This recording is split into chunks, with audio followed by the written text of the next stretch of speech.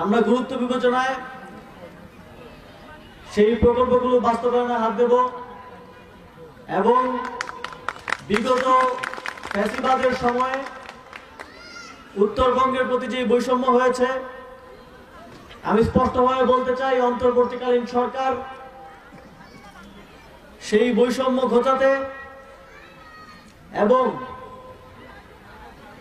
সারা দেশে অন্যান্য জায়গায় যেভাবে উন্নয়ন কার্যক্রম হয়েছে ঠিক একইভাবে যাতে রংপুর বিভাগ, রাজশাহী বিভাগ সহ উত্তরবঙ্গে উন্নয়ন কার্যক্রম হয় সেটা নিশ্চিত করার জন্য কাজ করবে।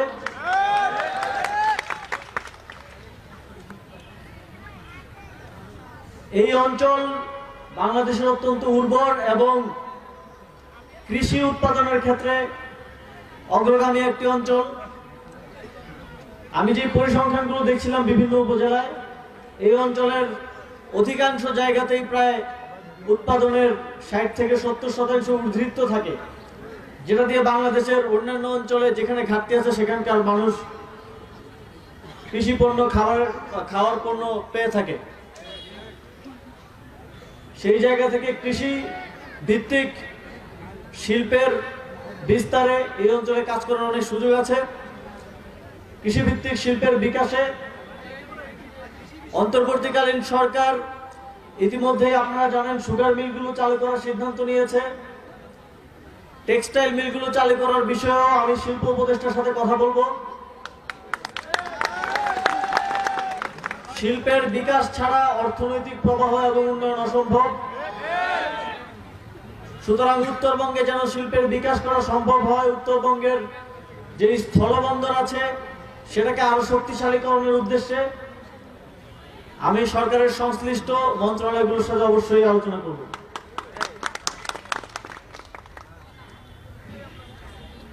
শুষ্ক মৌসুমে পানির যে অভাব এবং বন্যার মৌসুমে পানিতে তলিয়ে যাওয়া, এটা উত্তরবঙ্গের মানুষের দীর্ঘদিনের সমস্যা।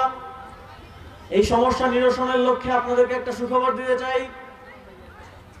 আমাদের মাননীয় পানি সম্পদ উপদেষ্টা এবং আমরা আবারও আগামী বছরের শুরুর দিকেই উত্তরবঙ্গে আসব এবং এই তিস্তার পানির যে সমস্যা, এটা কিভাবে নিরসন করা যায়, একটা দীর্ঘমেয়াদী সমাধান কিভাবে হতে পারে, তার জন্য গণশুনানি আয়োজন করা হবে।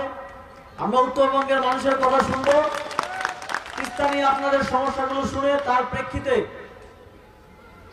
বৃহৎ পরিসরে একটা পরিকল্পনা গ্রহণ করা হবে এবং আমি আশাবাদী এর মাধ্যমে আপনাদের দীর্ঘদিনের এই সমস্যা সমাধান হবে।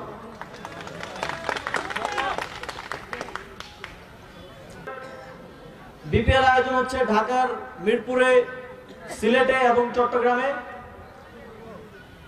উত্তরবঙ্গে বগুড়ায় আন্তর্জাতিক মানের একটা স্টেডিয়াম ছিল, কিন্তু সংস্কার কাজ সহ বিভিন্ন ধরনের অবহেলার কারণে সেটি এখন সেভাবে ব্যবহার উপযোগী নয়। সেটাকে আমরা অতি দ্রুতই সংস্কার করব।